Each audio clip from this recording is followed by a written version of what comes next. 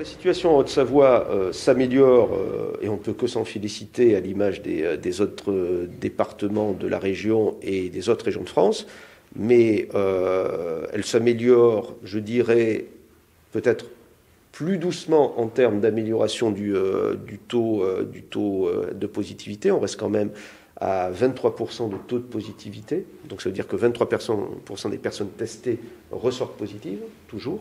On était monté jusqu'à 37%.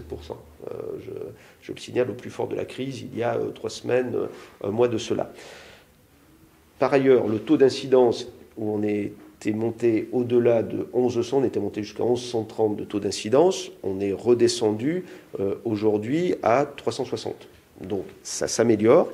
Par contre, et c'est normal, parce que ça met plus de temps à s'améliorer, on a encore pas loin de 500 personnes qui sont hospitalisées. On était monté on était monté à quasiment 700. On a sur ces pas loin de 500 personnes quasiment, presque 70 personnes qui sont en réa. Au plus fort de la crise, on était monté à presque 80. Donc vous voyez, les chiffres baissent, mais doucement. C'est pour ça que, encore une fois, il ne faut pas baisser la garde. Et c'est pour ça qu'on réautorise, qu'on assouplit un certain nombre de dispositions de façon à ce que la contamination ne reparte pas, que la situation sanitaire ne se détériore pas brutalement, et donc avec un certain nombre de mesures dont certains peuvent considérer qu'elles ne sont pas suffisantes en termes d'assouplissement, mais c'est un équilibre entre redonner de la vie économique, redonner de la vie sociale et maîtriser la circulation virale.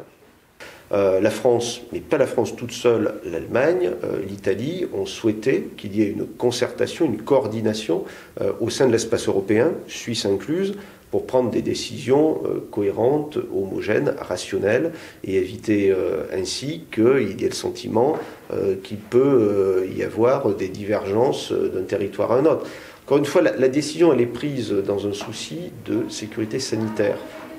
On en paye des conséquences économiques à tous les niveaux, c'est très dur, on en a vraiment conscience, mais l'objectif c'est la sécurité sanitaire, c'est finalement que les 15 jours de vacances de Noël ne se traduisent pas, lorsque les gens vont revenir chez eux, par une reprise de la circulation virale. Le gouvernement l'a annoncé hier, l'étape après le 15 décembre, c'est le 20 janvier, pouvoir encore assouplir les choses de façon à ce que la saison d'hiver, qui est une très grosse saison, donc les vacances d'hiver, puissent pour le coup fonctionner avec des domaines skiables totalement accessibles. Pour ce faire, il faut être discipliné. Pour ce faire, le choix fait par le gouvernement était de dire on ferme les remontées mécaniques, on interdit ainsi le ski alpin de façon à pouvoir limiter les circulations de personnes, limiter le nombre de personnes présentes sur les pistes, limiter aussi l'accidentologie provoquée par cette pratique sportive qui peut se terminer dans les hôpitaux. Je rappelle qu'il y a encore du monde dans les hôpitaux et qu'il va rester encore du monde dans les hôpitaux malades Covid pendant encore un certain nombre de semaines. Ça fait partie des sujets qui, justement, comme je ne l'ai pas dit, continuent à être discutés entre les autorités gouvernementales, les professionnels du monde de la montagne, les élus, pour voir les ajustements qu'il faut faire, moniteurs, etc. Est-ce qu'on peut les mettre sur... Voilà.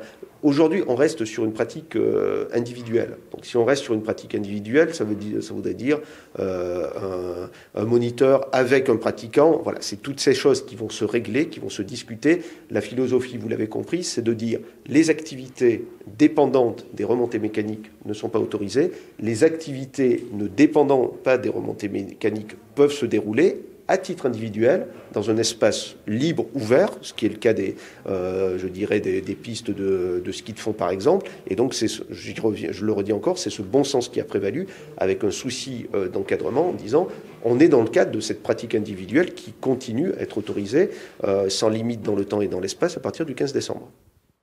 Il faut rappeler qu'il y a une partie des travailleurs saisonniers qui, théoriquement, peut être embauchés et placés immédiatement en activité partielle. C'est-à-dire qu'il y a quand même un petit reste à charge pour l'employeur, certes, mais ça sécurise un peu la saison et ça permet, notamment aux remontées mécaniques, de recruter à peu près 85% de leurs effectifs, puisqu'il y a 85% des effectifs des remontées mécaniques qui sont des personnes qui sont recrutées régulièrement, qui sont des locaux et pour lesquels il y a des conditions de reconduction de contrat qui s'appliquent et qui leur permettent de démarcher l'activité partielle. Ce n'est pas le cas pour 15% à peu près de ces effectifs, ça représente à peu près 2000 salariés sur les domaines skiables de France.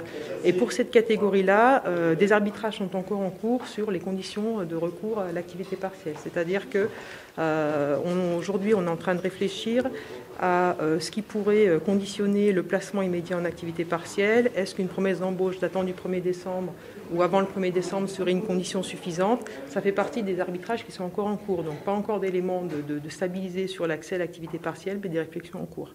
Après, pour cette population fragilisée, il y a eu des annonces qui ont été faites sur une garantie de ressources de 900 €. Donc ça fait partie de ces populations de demandeurs d'emploi qui restent inscrits dans les catégories B et C, c'est-à-dire qui travaillent ponctuellement, qui ont des CDD, des petits bouts de saison et qui n'ont pas suffisamment de ressources pour ne plus être inscrits à Pôle emploi. Donc ils restent inscrits dans les catégories B et C, mais pour le coup, ils n'ont pas toujours des bons niveaux d'indemnisation. Donc pour cette catégorie-là de salariés, on a une garantie de ressources de 900 € qui va être effective et qui prendra effet jusqu'au février 2021. Voilà. Insistons en disant qu'aujourd'hui, la priorité des finances publiques, c'est le soutien économique au monde de l'entreprise. Et notre priorité des priorités, c'est aujourd'hui et à cette heure, les entreprises qui ne pourront pas ouvrir en décembre. Et notamment, je pense en particulier aux restaurateurs pour qui le choc est très rude, qui sont en très très grande difficulté et qui ont peur pour leur avenir. Notre travail, c'est de les aider à pouvoir passer ce cap difficile. Pour ce faire, le fonds de solidarité, donc la mesure de soutien la plus significative, a été considérablement renforcé pour le mois de décembre. En effet, pour les entreprises qui sont fermées, qui ne pourront pas ouvrir, il n'y a plus de seuil de salariés. Ils pourront bénéficier soit des 10 000 € du dispositif dit classique, soit, sur option, d'une compensation de 20% de leur chiffre d'affaires. On voit que l'idée, c'est de couvrir au mieux les charges fixes qui seront les leurs pendant cette période, en attendant le rebond et la résilience de notre économie. Donc notre travail, c'est de communiquer, simplifier et leur permettre de remplir le formulaire dans les meilleures conditions possibles pour être payés le plus rapidement possible.